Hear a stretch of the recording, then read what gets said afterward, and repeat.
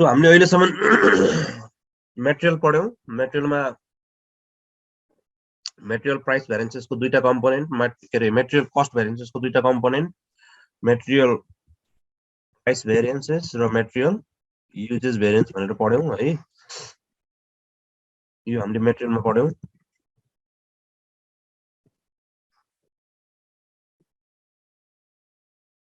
त्यसैगरी हामीले लेबर पढ्यौं हैन प्राइस भेरिएन्स भनेको त्यहाँ लेबर रेट भेरिएन्स भनेर पढ्यौं पुरो एउटै हो युजेस भेरिएन्सलाई हामीले के गर्यौं मेटेरियल एफिसिएन्सी भेरिएन्स भनेर पढ्यौं यो दुईटैको आफ्नो सब कम्पोनेन्ट पनि थियो हैन युजेस भेरिएन्स को हामीले मिक्स भेरिएन्सेस र यील्ड भेरिएन्सेस भनेर पढाएको थियौं फेरि अर्को सब कम्पोनेन्ट त्यसैगरी एफिसिएन्सी भेरिएन्सेस को चाहिँ लेबरमा चाहिँ गेन भेरिएन्सेस र यील्ड भेरिएन्सेस भनेर पढाएको थियौं अनि अर्को आइडल टाइम भेरिएन्सेस भनेर पनि पढाएको थियौं अब हामीले चाहिँ भेरिएबल ओभरहेड पढ्दै छौं ओभरहेड मैले सर्टकटमा लेखेँ भेरिएबल ओभरहेडमा चाहिँ एउटा भेरिएबल ओभरहेड एक्सपेन्डिचर भेरिएन्स छ अर्को variable overhead efficiency variance VO expenditure variance र VO एफिसिएन्सी भेरिएन्स दुई किसिमले पढिन्छ हामीले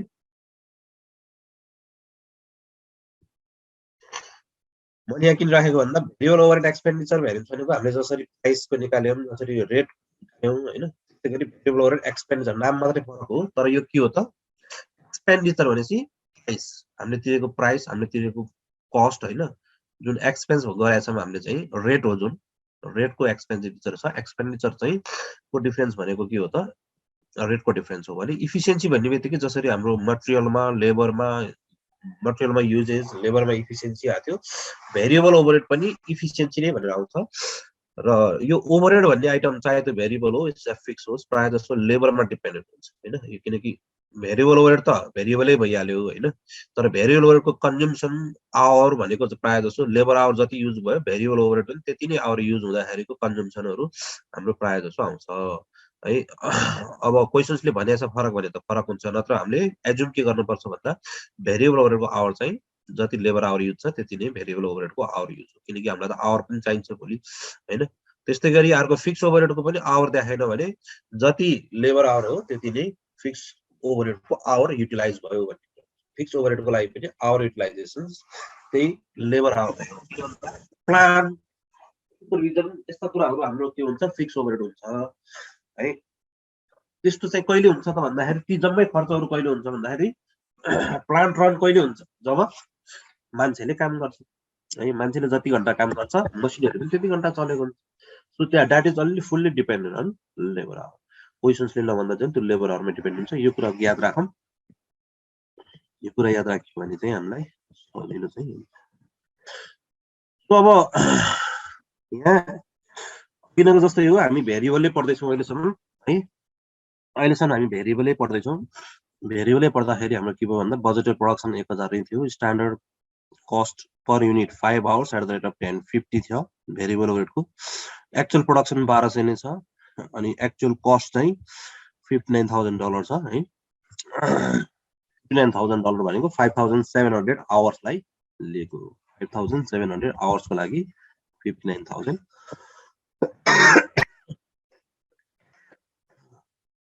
हो अब भेरिएबल ओभरहेडमा एउटा के सजिलो छ भन्दा जस्तै एफिसिएन्सी भेरिएन्समा ग्याङ भेरिएन्स यील्ड भेरिएन्स थियो युजेस भेरिएन्समा पनि के थियो मेटेरियलको मिक्स भेरिएन्सेस र यील्ड भेरिएन्सेस थियो भेरिएबल ओभरहेडमा केही पढ्नु पर्दैन मेन भेरिएबल ओभरहेड कस्ट भेरिएन्सेस एउटा पढ्नु पर्यो अनि भेरिएबल ओभरहेड एक्सपेन्डिचर भेरिएन्सेस यो भनेको रेट भेरिएन्स हो भनेर बुझ्नु पर्यो है फेरि र भेरिएबल ओभरहेड एफिसिएन्सी भन्ने बित्तिकै त्यसको युज हो लेबर आवरको कुरा आउँछ एफिसिएन्सी भेरिएन्सेस ट्याग मात्रै पढ्नु पर्यो भेरिएबल कस्ट भ्यारिएन्सेस भनेको सिम्पल हामीले 1000 लाई त जहिले पनि बिर्सिन्छौँ 1200 युनिटको प्रोडक्सन गरेछौँ भने 1200 युनिटलाई हामी युनिट लेभलको कस्टमा जान्छौँ त्यो है यसलाई चाहिँ डाइरेक्ट गरिनुहुन्छ हैन यसरी भाषामा गरिनुहुन्छ भेरिएबल कस्ट भनेको variable overhead cost to be incurred यो भनेको 60000 हो 1200 युनिट प्रोडक्सन गर्छौँ भने भेरिएबल कस्ट चाहिँ हाम्रो कति हुनु पर्थ्यो 60000 हुनु पर्थ्यो हैन तर भयो कति भन्दा variable overhead cost actually incurred कति भयो भन्दा 59000 भयो सो डिफरेन्स के हो त variable overhead cost variance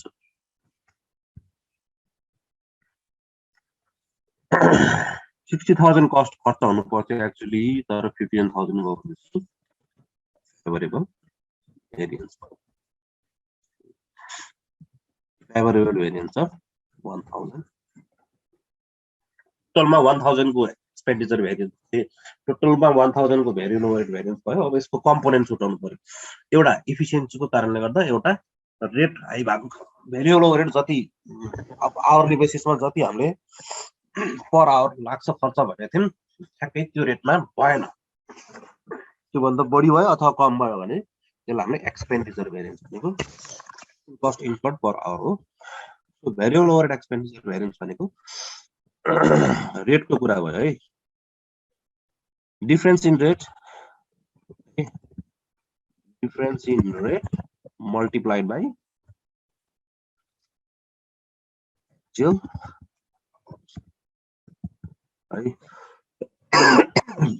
difference in rate multiplied by actual quantity भन्छौँ मटेरियलमा लेबरमा एक्चुअल आवर भन्छौँ अनि ओभरहेडमा पनि हामीले के गर्छौँ ओभरहेड पनि बेसिस चाहिँ लेबर आवरै हुन्छ भनेको छु मैले है त्यही भएर लेबर एक्चुअल आवर्स नै हुन्छ त्यो भनेको लेबर आवर्स है सो भेरिएबल ओभरहेड एक्सपेन्डिचर भेरिएन्स भनेको के भयो त डिफरेन्स इन रेट भनेको रेट हामीले तिर्ने रेट इन एक्चुअल आवर्स भनेको standard rate into actual hours अनि actual rate into actual hours है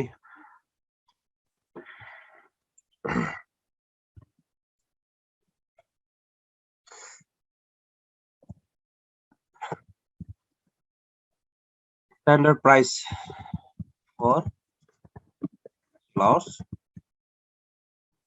actual hours हाम्रो 5700 हो यसमा कुनै डाउटै छैन 5700 हो स्ट्यान्डर्ड प्राइस भनेको कति भयो 1 आवर को स्ट्यान्डर्ड हामीलाई देखिन्छ अनि actual price for actual hours के लेख्ने भन्ने कुरो थाहा छैन भने हामीलाई difference in rate into actual hours भनेको थाहा छ डिफरेन्स इन रेट भनेको के हो standard rate minus actual rate actual hours हो standard rate into actual hours standard rate अथवा स्ट्यान्डर्ड प्राइस अथवा standard price for actual hours भयो actual hour into actual rate भनेको के भयो actual price for actual hours भयो actual price for actual hours actual price for actual hours त फेरि 5700 नै हो तर एक्चुअल प्राइस भन्ने कुरो यहाँ कतै पनि खुलाएको छैन एक्चुअल प्राइस मल्टिप्लाई गरेपछि आउने त एक्चुअल कस्टै हो त्यो भनेको त यहाँ 59000 रेडिमेड दिएको छ नो प्रब्लम यही नै हो सो यो भेरिएबल ओभरहेड के आयो variable overhead expenditure variance so rate हामीले 57,700 आवर्सलाई 57,000 तिर्नु पर्ने थियो 59,000 so 2,000 this is adverse variance यहाँ चाहिँ यसो गरी पनि हुन्छ है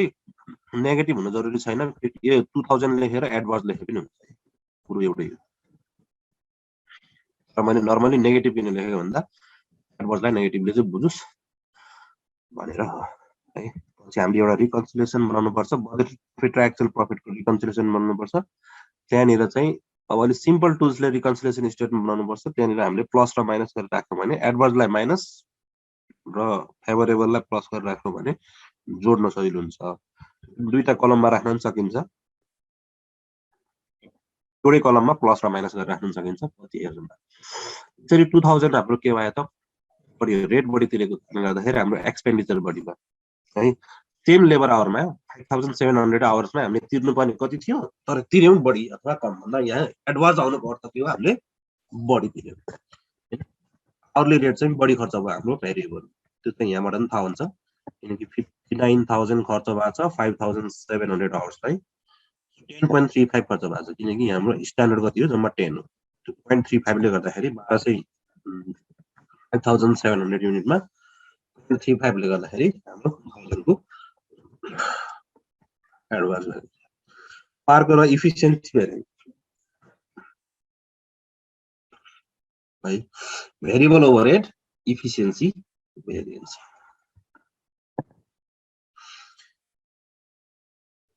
इफिसिएन्सी भेरिएन्स भनेको के हुन्छ भन्दाखेरि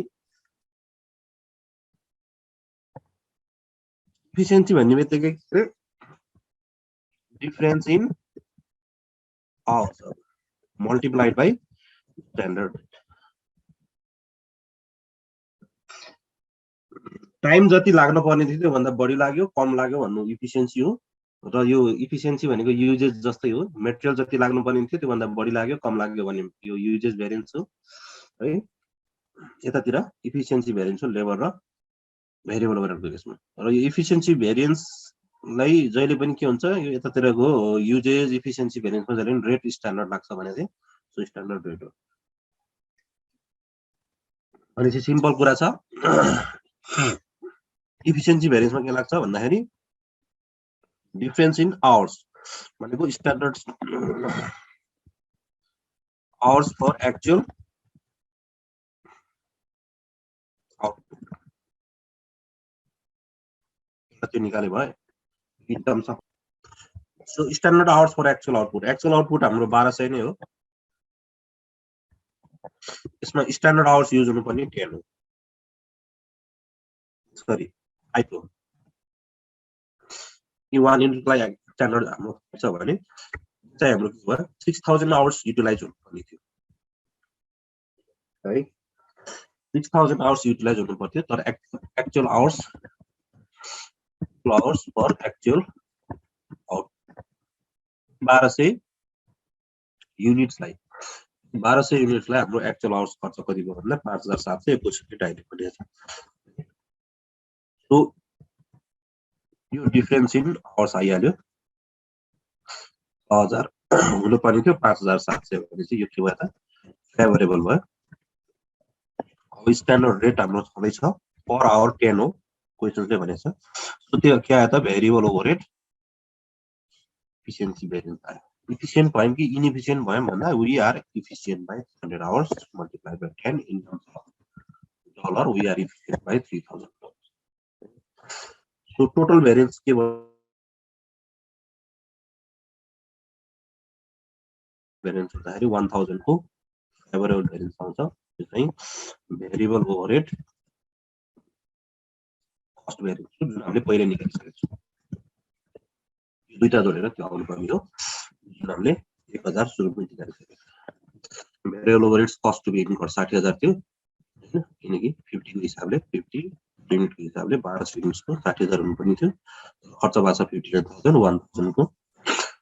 हामीले जुन component variance variable overhead expenditure variance र भेरिएबल ओभरहेड इफिसिएन्सी भेरिएन्स